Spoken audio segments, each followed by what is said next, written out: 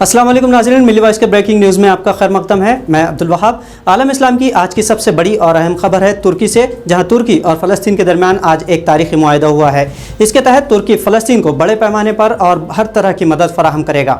मुआहदे में फ़लस्तीन की खुद मुख्तारी और तरक्की के लिए तरबियत, ट्रेनिंग और वसाइल मुहैया करने की बात कही गई है। तुर्क हुकूमत ने अपनी सरकारी वेबसाइट resmigazette.gov.tr पर दोनों ममालिक के दरमियान माबैन हुए इस मुआहदे को शाये किया है।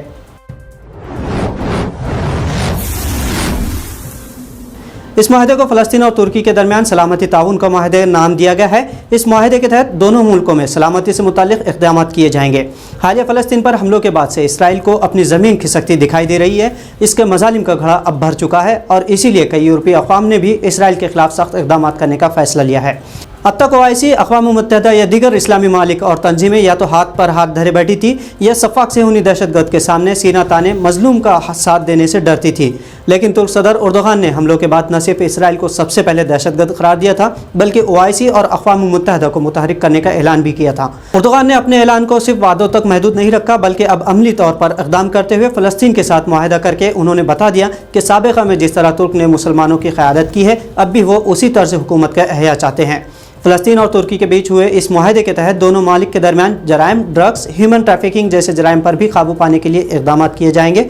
इसके अलावा दहशतगर्दी से निपटने, इंटेलिजेंस मालूमात, मईशत, सलामती के नुकात पर भी तबादला ख्याल और ताउन किया जा सकेगा।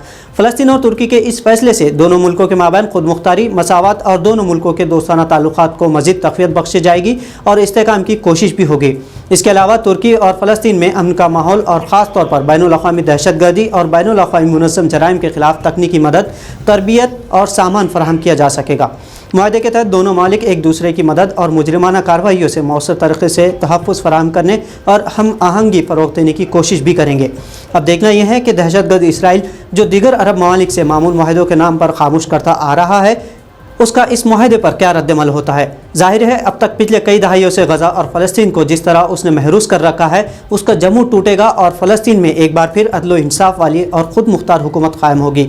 तुर्क और फ़लस्तीन के दरमियान आज के तारीख़ी मुआहदे से यकीनन फ़लस्तीन की हालत में तब्दीली आएगी। साथ ही इस्लामी ममालिक को भी पैगाम मिलेगा कि अगर वो चाहे तो मुत्तहिद होकर आलमी तौर पर अपनी क़ुव्वत को यकजा करके हालात तब्दील कर सकते हैं।